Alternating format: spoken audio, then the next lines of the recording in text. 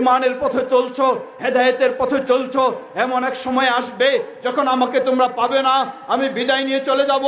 ওই মুহূর্তে হেদায়েতের উপর থাকতে হলে, ইমানের উপর থাকতে হলে, ইসলামের উপর থাকতে হলে তারাকতু ফীকুম আমরাইন, রেখে গেলাম তোমাদের মাঝে মাত্র দুটি জিনিস, যতক্ষণ পর্যন্ত এই দুটিকে আঁকড়ে ধরবে কখনো পথভ্রষ্ট হবে না।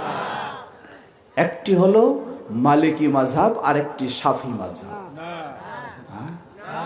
না, তাহলে একটি হাম্বলি মাযহাব আর একটি হানাফি মাযহাব, এই দুটোই রেখে গেছে। হ্যাঁ, তাহলে একটি নকশবন্দিয়া তরিকা আর একটি মুজাদ্দিদিয়া তরিকা। হ্যাঁ, আল্লাহু আকবার। তাহলে কেন মানুষ এগুলি নিয়ে এত ঝগড়া করে? কেন এগুলি মানুষের জন্য অপরিহার্য করে দিচ্ছে?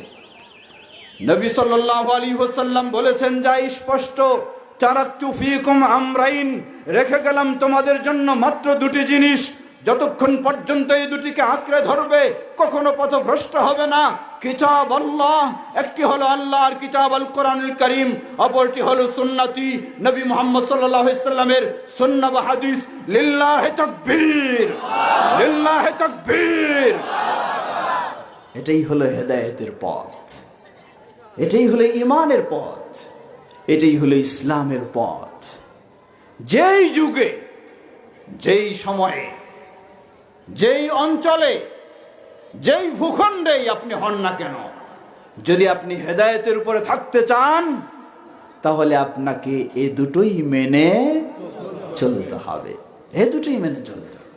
আকীদা এ দুটোর আলোকে, আমল এ দুটোর আলোকে, ইবাদত এ দুটোর আলোকে, আপনার ব্যক্তিগত জীবন এ দুটোর আলোকে, পারিবারিক জীবন এ দুটোর আলোকে, সামাজিক জীবন এ দুটোর আলোকে, রাষ্ট্রীয় জীবন এ দুটোর আলোকে। না হলে কখনো হেদায়েতের উপরে থাকা সম্ভব হবে না। এটাই হলো আহলুল হাদিসদের কথা, যেই কথা মূলত আজকে নতুন নয়। ইমাম আবু হানিফা রাহিমাহুল্লাহর এই কথাই ছিল, ইমাম মালিকের এই কথাই ছিল, ইমাম শাফির এই কথাই ছিল, ইমাম আহমদ বিন হাম্বল রাহিমাহুল্লাহর এই কথাই ছিল। তারাও কিতাব সুন্নাহ মেনেছেন এবং কিতাব সুন্নাহর পথে মানুষকে চলার জন্য নির্দেশনা দিয়েছেন। লক্ষ্য করুন ইমাম আবু হানিফা রাহিমাহুল্লাহ কত শক্তভাবে বলেছেন। ইমাম আবু হানিফা রাহিমাহুল্লাহ বলেন, জেনে রাখো, ইয়াকা ওয়াল কাউলা ফি দীনিল্লাহি বিররাই। হে আবু ইউসুফ, ইমাম আবু হানিফা রাহিমাহুল্লাহর প্রসিদ্ধ ছাত্র হলেন ইমাম আবু ইউসুফ। তাকে উপদেশ দিতে গিয়ে বলছেন, হে আবু ইউসুফ, জেনে রাখো, আমি তোমাকে সতর্ক সাবধান করছি, আল্লাহর দ্বীনের ব্যাপারে তুমি কখনো মন গড়া কথা বলো না। সুবহানাল্লাহ, কত বড় কথা দেখো। আর আজকে আমরা সেই ইমাম আবু হানিফা রাহিমাহুল্লাহর নাম দিয়ে মন গড়া কথাই শুধু বলে থাকি, অথচ তিনি বলেন, হে আবু ইউসুফ, ইয়াকুব, তোমাকে সতর্ক করছি, ইয়াকা ওয়াল কাউলা ফি দীনিল্লাহি বিররাই ওয়া আলাইকা বিইত্তিবাই সুন্নাহ। তোমার কর্তব্য হলো সর্বদাই রাসূলের সুন্নাহর অনুসরণ করা। মান খারাজা আনহা ফাকাদ যাল্লা। জেনে রাখো, যে রাসূলের সুন্নাহ থেকে বের হয়ে গেছে সে হেদায়েতের উপর থাকতে পারে না, পথভ্রষ্ট হয়ে গেছে। এটি ইমাম আবু হানিফা রাহিমাহুল্লাহর কথা। ইমাম আবু হানিফা রাহিমাহুল্লাহ আরো কত শক্ত করে বলেছেন।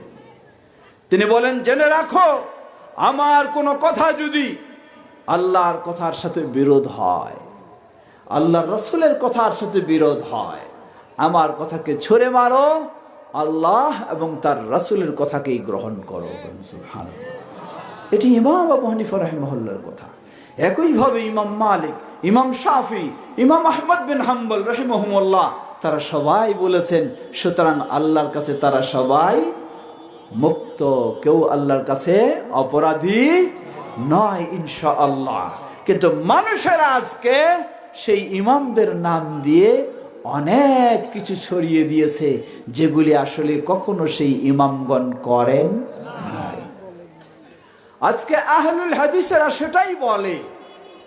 সেই ইমাম আবু হানিফা রাহিমাহুল্লাহর প্রকৃত বক্তব্য মুসলিম উম্মার জন্য যা তিনি করেছেন, আল্লামা আব্দুল্লাহিল কাফি আল কুরাইশি রাহিমাহুল্লাহর একটি মূল্যবান গ্রন্থ ফেরকামন্দি বনাম অনুসরণীয় ইমামদের মূলনীতি আপনি খুলে দেখুন কিভাবে তিনি ইমাম আবু হানিফা রাহিমাহুল্লাহর প্রতি শ্রদ্ধা প্রদর্শন করেছেন এবং শ্রদ্ধার সম্মানের সাথে তার বক্তব্যগুলি তুলে ধরেছেন, একইভাবে সব ইমামদের। সুতরাং আহলুল হাদিসেরা কখনো সেই ইমামদের প্রতি বিরোধী বা বিদ্বেষী নয়, তারা অবশ্যই